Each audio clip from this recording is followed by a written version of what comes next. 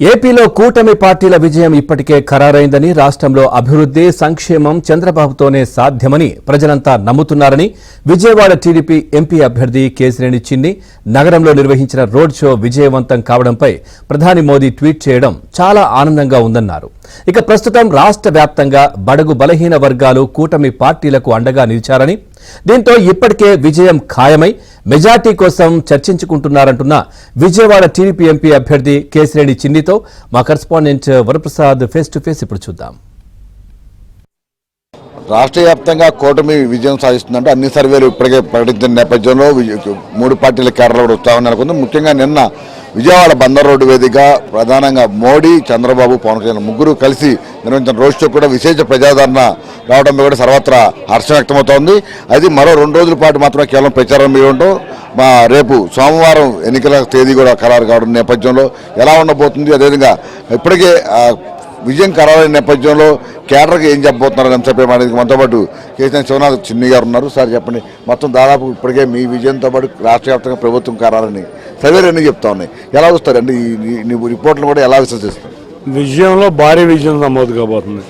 ప్రజా జీవితంలో కొన్ని పార్టీలు మునగడ ఉండని విధంగా భారీ విజయం నమోదు కాబోతుంది. తప్పకుండా అసలు గత 20 రోజుల నుంచి కూడా మా నాయకులు, కార్యకర్తలు ఉత్సాహంగా పనిచేస్తున్నారు. రోజు రోజుకి ఆదరణ పెరుగుతూ ఉంది. రోజు రోజుకి చాలా మార్పు. ఇవాళ మా విజయం ఖాయమైపోయింది. కానీ ఎవరు కూడా అజాగ్రత్త వహించొద్దు. తప్పకుండా ఎన్నికల వరకు గట్టిగా కష్టపడాలి. అందరం కలిసికట్టుగా కష్టపడి 175 నియోజకవర్గాల్లో 170 నియోజకవర్గాల్లో మనం గెలిచి 24 పార్లమెంట్లు పైగా మనం గెలిచి అద్భుతమైన విజయం ఎన్డీఏకి అటు ఢిల్లీలో మోడీ గారి ప్రభుత్వాన్ని ఏర్పాటు చేపిద్దాం.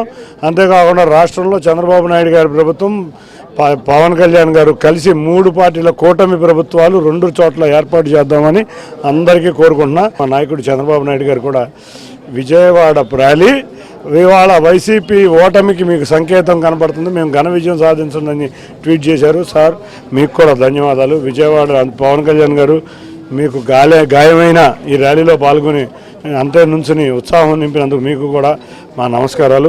మీ అందరూ కలిసి వచ్చి మా విజయవాడ ప్రజలకి ఒక కనువిందులైన ఏర్పాటు చేశారు. ఇటువంటి ఏర్పాటు ఎక్కడా జరగలేదు రోడ్ షో. అది మా విజయవాడ నగరానికి దక్కడం మాకు ఆనందం. ముఖ్యంగా విజయవాడలో మేము చేసిన ఎన్నో కార్యక్రమాలు ముస్లింలకి బాగా నచ్చినాయి. హజ్ హౌస్కి స్థలం కూడా కేటాయించాం. రేపు రాబోయే కాలంలో హజ్ హౌస్ కూడా కట్టబోతున్నాం.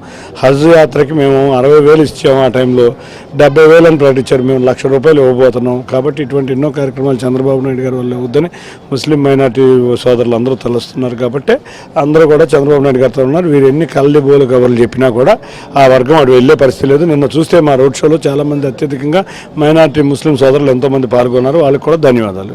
Thank you.